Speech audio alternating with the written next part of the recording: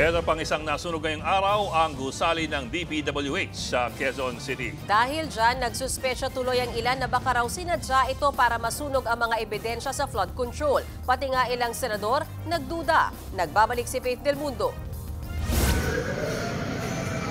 Nabalot ng makapal at maitim na usok ang gusaling ito ng DPWH sa Quezon City. Positive alarm.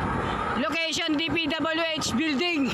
Sa malayuan, kita ang lawak ng pinsala.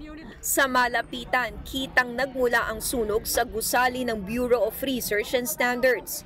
Nangyari yan pasado alas 12 ng tanghali. Sa tindi, 12 ng fire truck ang kinailangang rumesponde. Nasa 2 oras din ang itinagal ng sunog. 2 ang nasugatan. Sa inisyal na investigasyon, nagsimula ang sunog nang sumabog ang isang computer sa loob ng Materials Testing Division. Wala pong documents pertaining to the issues na yung pong pinag-uusapan ngayon na naapektuhan po dahil kami po ay nagko-conduct ng research. Nangyari rin ng sunog habang nasa Senado ang ilang opisyal ng DPWH. I just want to know what is there in the DPWH Quezon City office that was burning a few hours ago. Ano ba naman doon? I hope it's not our zone. Kinumpirma naman ni DPWH ASEC Melody Villar na ang nasunog na gusali ay ang regional office ng DPWH Mimaropa kung saan dito ginagawa ang testing ng mga materyales. Ito po yung dito po ang site ng testing materials ng DPWH na mga suppliers like semento, mga bakal. Dito po tinitest.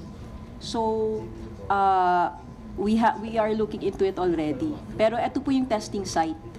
Testing site? Wala mga dokumento ron? Of course, meron po, Your Honor. No. But most of it naman po nasa database na ng Central. Okay. Ayon naman kay ICI Chairman Andres Reyes Jr. na nasa pagdinig din, tumatanggap ng 1% kickback sa mga proyekto ang nasunog na gusali. With due respect to that office, as per testimony of witness Bryce Hernandez, there is 1% for the testing office of the DPWH, where voucher is 1%.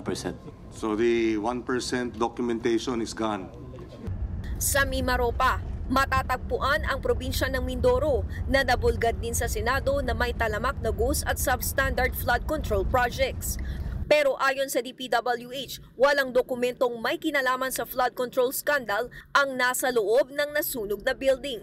Pero ayaw pakampante ni Ombudsman Boying Remulla.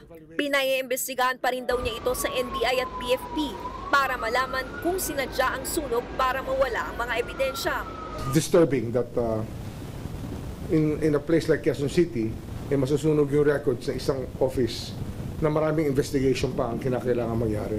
Nagbabalita mula sa Frontline, Faith Del Mundo, News 5. Mga kapatid, Ed Lingaw po, maging maalam at may pakialam sa mga napapanahong balita sa ating bansa. Para sa mas malilimang pagtalakay at paghimay sa mga issue at headlines, mag-follow at mag-subscribe sa social media pages ng News 5.